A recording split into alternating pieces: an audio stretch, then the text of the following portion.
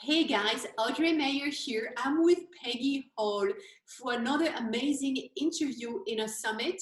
Find your superpower, hack your body and mind to become unstoppable. So I'm really excited because Peggy Hall, first we met 10 years ago, and she was also a speaker on my previous summit, Crush Your Fear.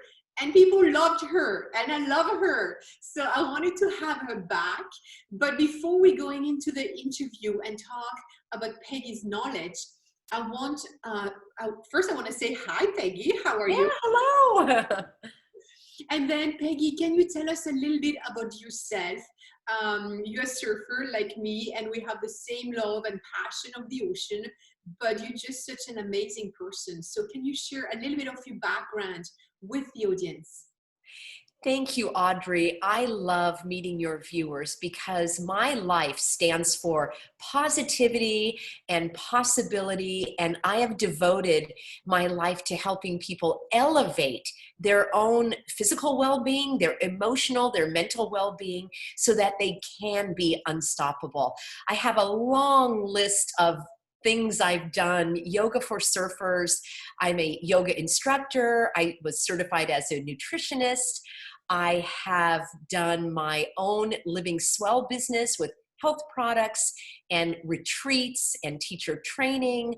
I have written hundreds of articles in national fitness magazines. I was on television and the radio for several years with many hundreds appearances speaking to people about health and well-being. And that my new business is called The Healthy American. And that's exactly what it's about, is to help people stay healthy in their body, in their mind, in these trying times, because the word that you're giving, unstoppable, and that I think is my middle name, because all of that, but I would say I'm an encourager. I'm a positive encourager, and I want to help people make the most of their lives so they can live fully and freely. I love it. And actually, I want you guys to know that Peggy and I met 10 years ago in California when I enrolled for Yoga for Surfer for Peggy's training. And from then, of course, I learned to teach yoga classes. But my life had changed because Peggy taught me so much more than just yoga. It's just like you say, Peggy, I love your middle name, Unstoppable. And you definitely helped me having a vision in my life and making my life so much more better and following my dream and following my passion. So I wanted to thank you for doing that and for inspiring so many people, because I know you've been inspiring and motivating so many people in the world. So I'm really excited you're here again with us. So, Vicky, when I asked you for the title of the summit, you wrote me the name, and it's How to Keep Your Head Above. So, you're a surfer, I'm a surfer. I love the metaphor, but I just want to explain in the surfing what it's mean, because when we surf, we get stumbling the waves, we under. What do we want to do? We want to swim up and get some air, right? So I love the metaphor, but using that for life in general. So let me ask you a question. When do you feel that the wave crash over your head? The wave of life, okay? I just want to make sure the wave of life crush you and takes you under. What do you feel to when you under, and how you want to go back to the surface? That's such a good explanation, Audrey. We all will have the stormy seas. And as we're recording now, there's a worldwide situation of, illness and change. And we have this as a universal experience, although people are experiencing it personally in different ways. And those are the waves of life that are taking you under. And what happens is, just like with surfing, if you panic, the panic is actually what leads to most drownings in a surfing situation. Obviously, if you hit your head and you pass out, you're not panicking, or, small children. I mean, there's many different situations. But for surfers, when you are taken under by the wave and you panic, you are using up more oxygen and the adrenaline is pumping, and it is actually harder for you to maintain your ability in the water. So when you relax against the tumbling and the crashing of the waves, and you know that you can pop back up to the surface, that is one thing. And I will give some specific tips. One way is to think back to a time in your life when you did get crashed by the waves, when you thought you would never see the surface, when you felt that you couldn't breathe, but you did. You got through it. How do I know you got through it? Because you're here viewing and participating. So to consciously go back in time and think about the heavy waves that you went through and you did survive. So to remind yourself that you can do it. Now, the second thing that I want to give a tip about is the way that we recover from these crashing waves may look different than what we would like. So you and I have both lost our moms, and of course we wish they were here to enjoy life with us on earth, and that loss and sorrow is always there. But we have to find a different way, a new way to continue life. It's not necessarily better. It may not even be worse, but it's different and it's new. And so my motto is there's always another way, and I'm going to find it. I am going to find a way out of this. It may not be my first choice. It may be that I wish it was different, but I will find a way. And when I tell myself that, there is another way and I will find it. And I have found other ways before and I have survived. This gives me a different frame of mind, which is empowering instead of powerless. Yeah. And it's easy to powerless when we are frustrated against situations that we can't control. I love this. I love this. I love how you always get this positivity mindset out no matter what happened in your life, right? Because we all have something going on, either a loss or either losing a job, right? Or just an accident, losing a car or losing something. So I just love how you shift everything and see the bright sides, right? Well, I always have had that in my nature, Audrey, and I realize that some people are more naturally optimistic and others need the cheering on, and that's good. We've got the cheerleader and the people who need the cheering, and that's okay. It's okay if my messages may seem a little bit out of reach for you, and I have a remedy. So if you feel that, gosh, Peggy, that's good for you to say. All I can think of all the times I failed, I don't really have something to think of. Then my suggestion is this. You can use the phrase, I can't wait, or I look forward to. I look forward to finding another way. I can't wait until I find another way to do this. I can't wait to see the good that can come from this. I look forward to finding out how I can grow. And often, well, I would say like 99% of the time, we cannot change the crashing waves.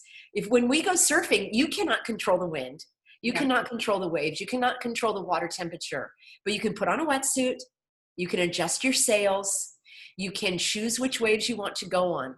So I want our audience to really understand that frustration and despair and suffering come from trying to control things that you can't control. And I understand this. I was temporarily blind in my eye, and I could not change that fact, but I could change the other things. I could make adjustments to my life, and luckily the vision is returning. I could focus on the positive in terms of the health treatments that I was getting, and I could take care of my body. I could start to learn different ways of living if I did have impaired vision. I could only do things that were in my control. And to go with the what if was draining my energy. It's poking holes in the ship. And instead of the ship sailing, you're taking on water when you're poking the holes with the negativity. Even if your destination is going to be hardship, and I know for many people they're experiencing hardship right now in their health, in their finances, in their family relationships, I really, my heart goes out to you. And this is not like positive thinking. That's not what I'm talking about.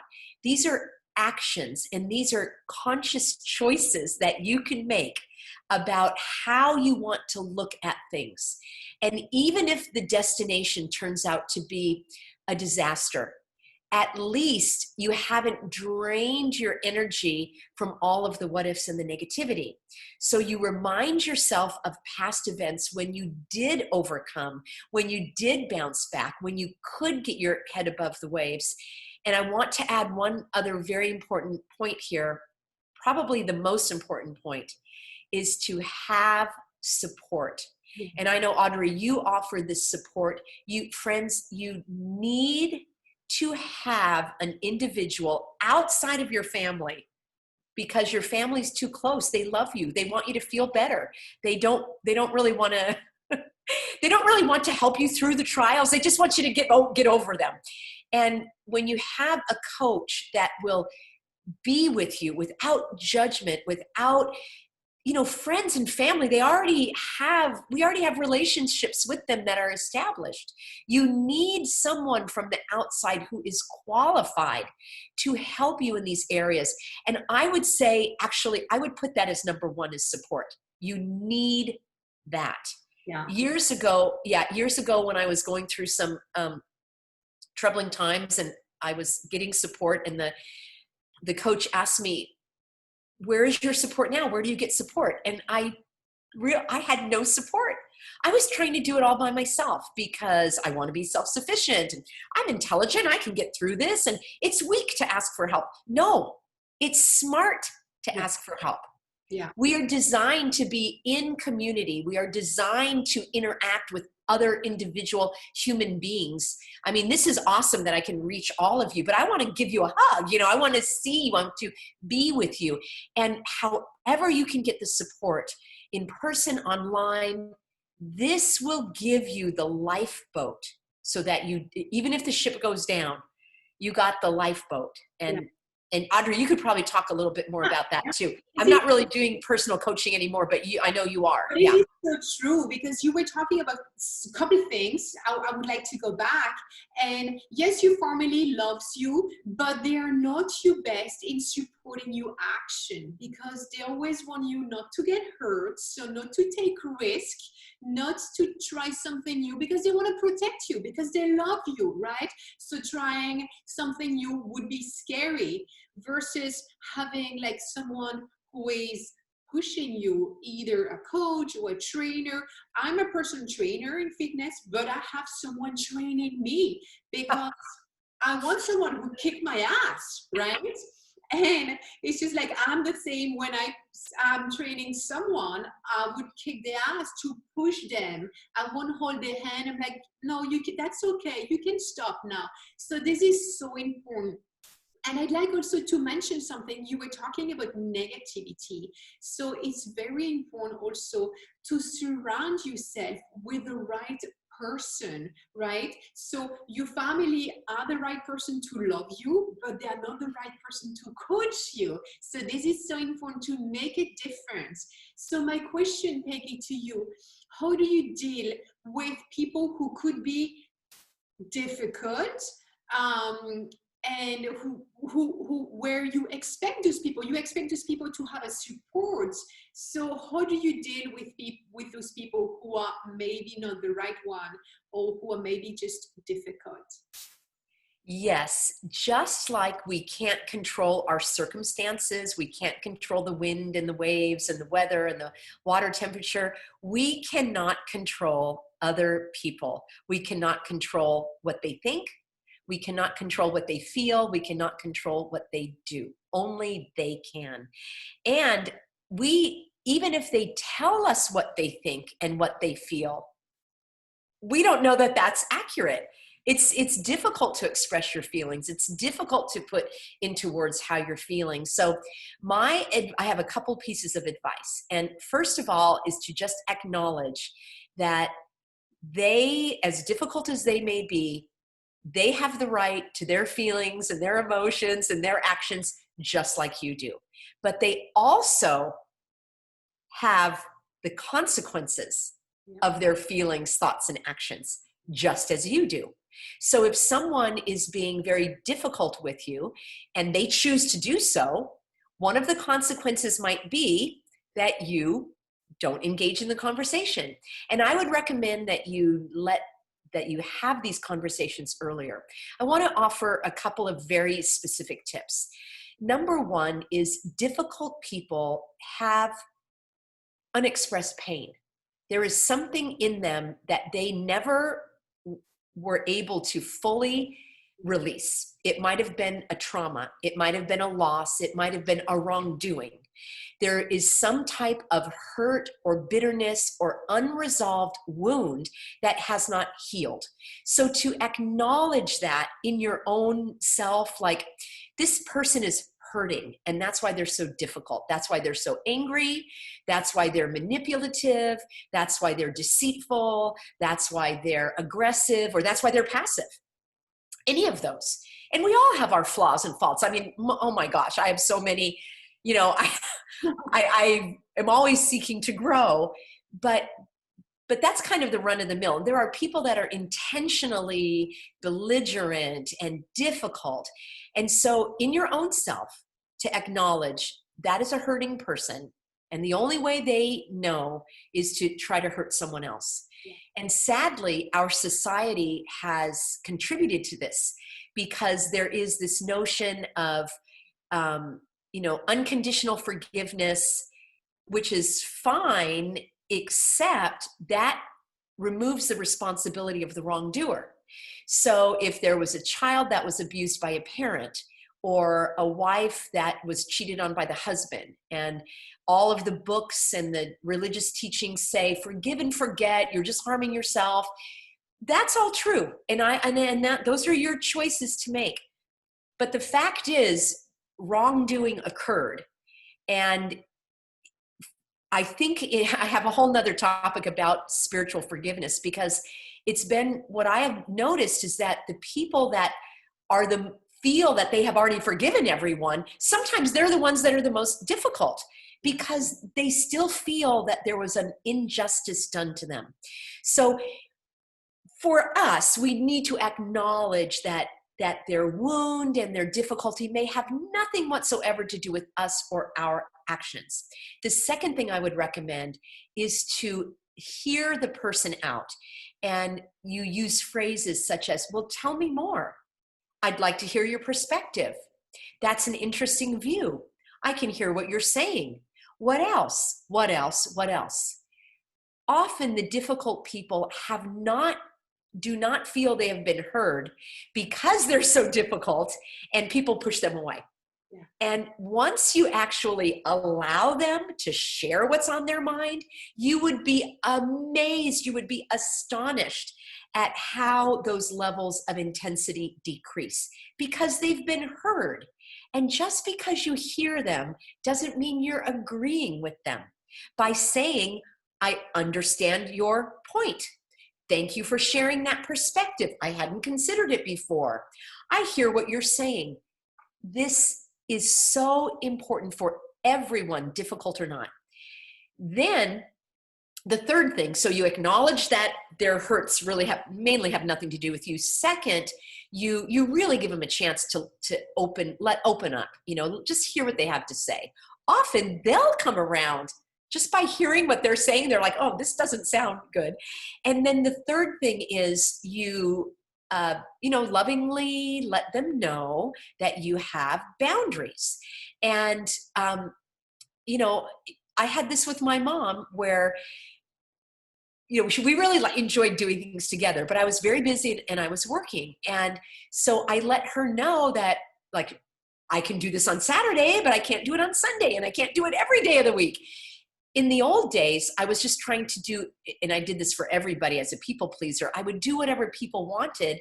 And I realized I wasn't really doing it out of sincerity. And I lovingly let them know that there were boundaries. And you have to have that with people. And if they are becoming belligerent, you can't change their behavior, but you can change yours. You can leave the room. You can end the phone conversation politely. You can just not talk about those things. And so I have more detail about this at peggyhall.com. If you look under positive encouragement, I have many videos all about talking and how to talk to people. So in our time here, Audrey, can't go into much more detail, but this is so important. And the reason why is you don't want to poke holes in your ship and drain your energy with the difficult people. And but you also don't want to have to cut them out of your life if you can still work around it. Yeah. And this is so true what you say. And it's so important these days, right? Right now, while we're recording that video with the beginning of June, and there's so much things happening in the world that when we would realize that sometimes there's no right or wrong, right? It's like one person wants to be right, one person wants to be wrong. It's like, no, we can open to conversation and we can accept and acknowledge that the other person is maybe not right, maybe not wrong, and that's okay, right? We don't have to spend our entire energy either pushing that person away or let that person drain us. So Peggy, can you, now we're talking about energy and I want to talk about positivity. So we're new in your stormy sea, right? Sailing around, and here is the storm coming, the storm of life. How do you look forward when you know that this storm's going to hit you and you're going to get wet, the wind's going to get strong, and who knows what that's going to happen? Well, Audrey, I love that phrase, look forward. And in my life, what has helped me keep my head above the waves is to have something to look forward to. That can help you get out of the despair and the depression. And it's very easy. Like if someone has a physical ailment, like a broken leg, or they have to have surgery, sometimes we feel like I am never going to, feel like myself again. Or, you and I, we've been out of the water. It's like, oh, I'm never going to feel like myself again. If you can look forward, if you can think about the day when you're going to be back in the water or back with your loved ones, and maybe with a deeper sense of appreciation or a greater sense of awareness of the world or a deeper connection with fellow, human beings, think about what you would like to see, how you could emerge when you reach that shore through the storms. So to me, having something to look forward to has been a lifesaver. When I went through some personal losses, I was having some coaching, it was like, okay, Thursday, I have my coaching, and I would look forward. And even though it was Monday, I knew that I could get to Thursday. And then I would make an appointment, like let's have coffee with a friend, or let's watch a funny movie, or I'm going to, do something that's enjoyable. And again, going back to my very first comment, there's always another way. I'm also a college instructor, and all my classes had to go online. Do I prefer that? No. Can I make it work? Yes. There's always another way, and I'm going to find it. So have something to look forward to. Establish. You take the action. Don't wait for somebody to call you or plan something. You do this. You will be amazed at the energy that you get from taking positive action. And I want to also acknowledge that I am not minimizing any of the hardships, because they are real. I'm experiencing them. Millions are. But we can also have that lift, because the psychological despair can be worse, as I say, than even physical pain or financial pain or relationship pain, because that is like destroying your boat, destroying your ship.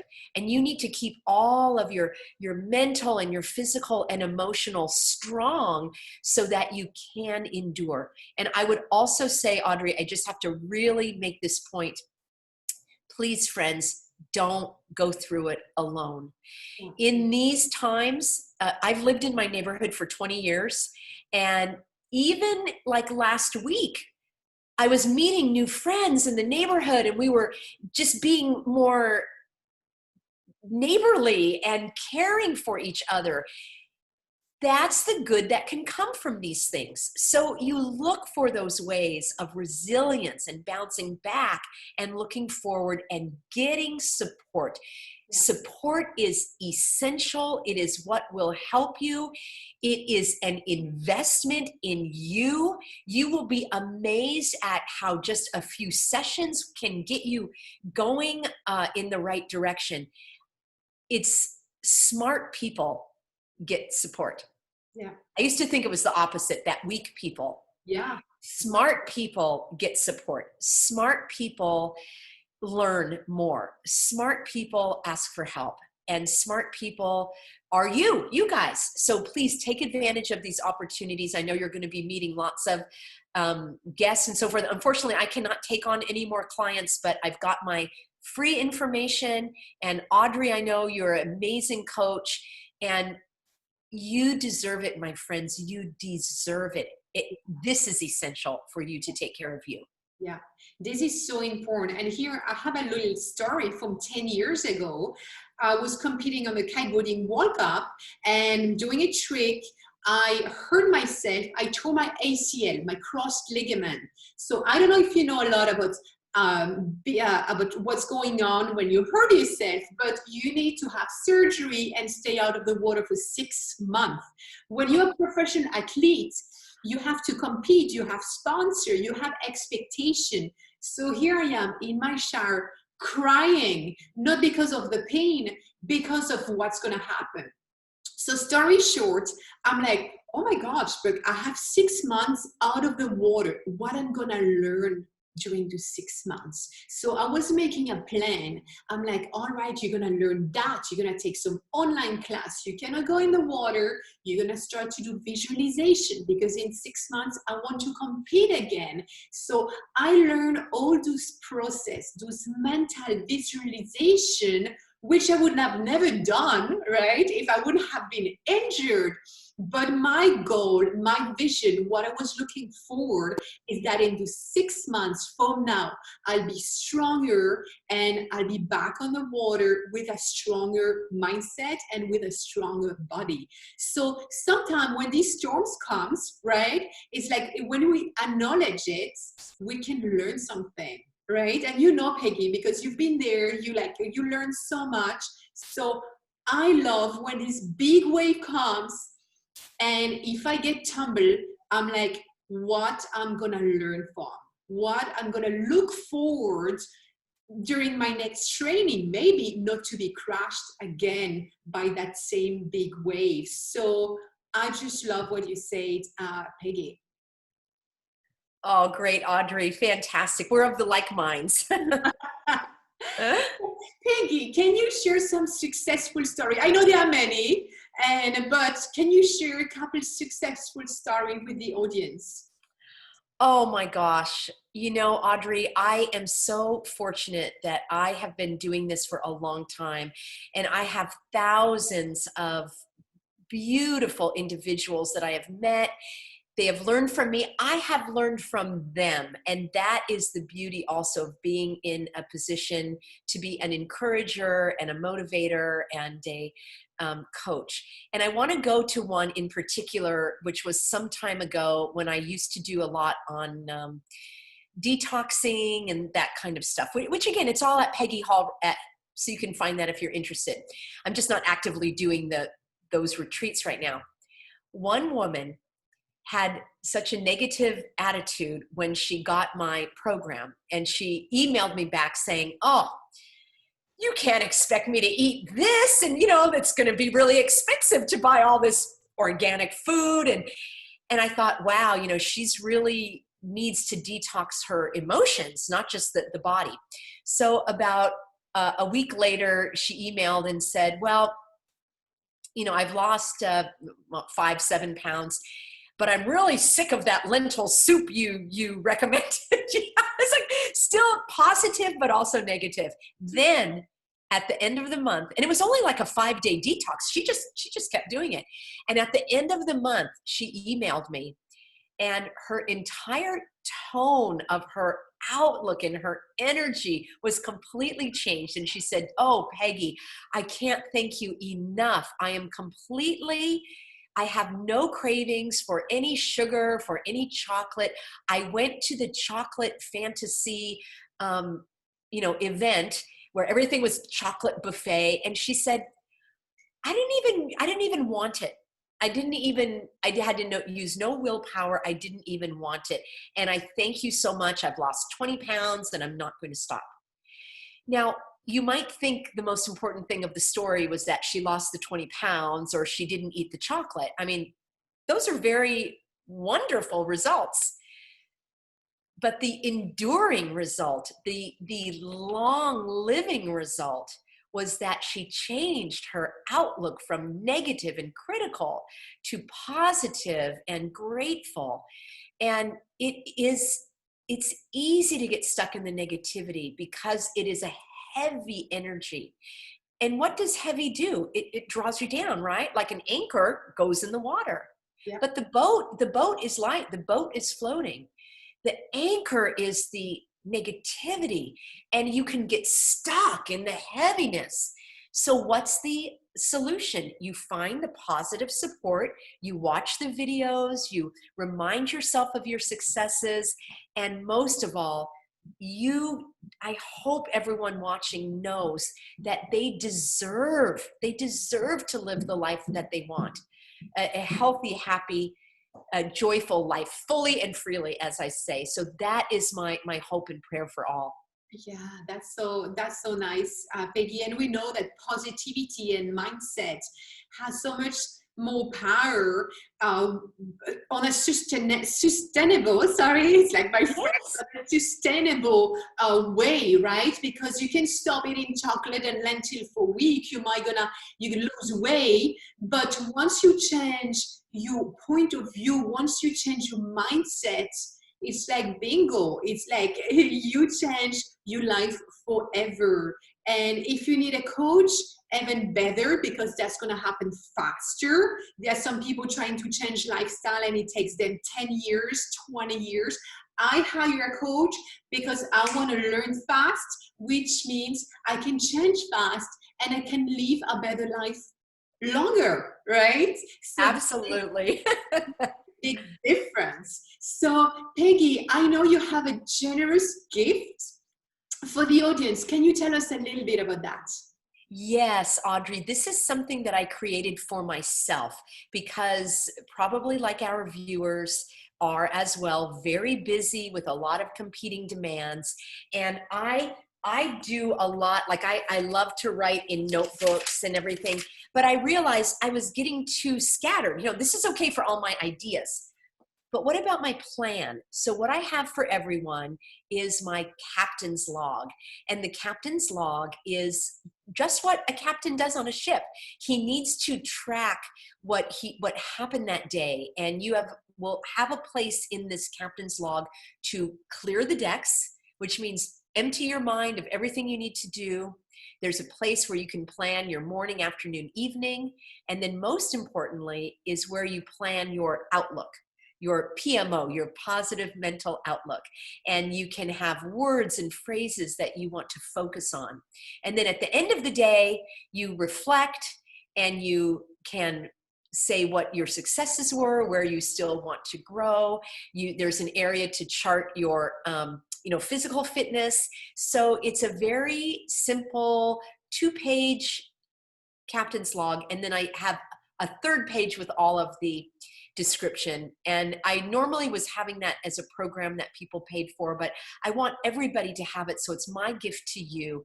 And it's at Peggy Hall/hello. So I can get to know you. We say hello through the captain's log. Love it. And the link will be right below the interview. I love it. I love that. This is so generous, Peggy. And you know, I want to add something, and I hope you guys listening up. I mean, look at this energy we're creating, right? So we positive people talking to each other, creating an energy, creating some vision, creating some ideas. So this is why it's so important, the people you hang out with, the people you talk with, the people you share idea, the people who's gonna coach you, because that's how we grow. And I love to talk with you, Peggy. So thank you so much. Thank you for being an amazing speaker on this show again today. Well, thank you, Audrey. It is truly my pleasure. And I also want to direct people, if they're interested in other work that I do, which is at thehealthyamerican.org, and it is about health freedom. And so I just want to encourage people, if they're interested in that, because we do want to live our life fully and freely, and there are opportunities to make that happen. Great. Thank you so much. Guys, thank you again for watching. I will see you tomorrow for another amazing interview, and I wish you a great day. Bye. Bye, Peggy. Thanks, Audrey. Thank you.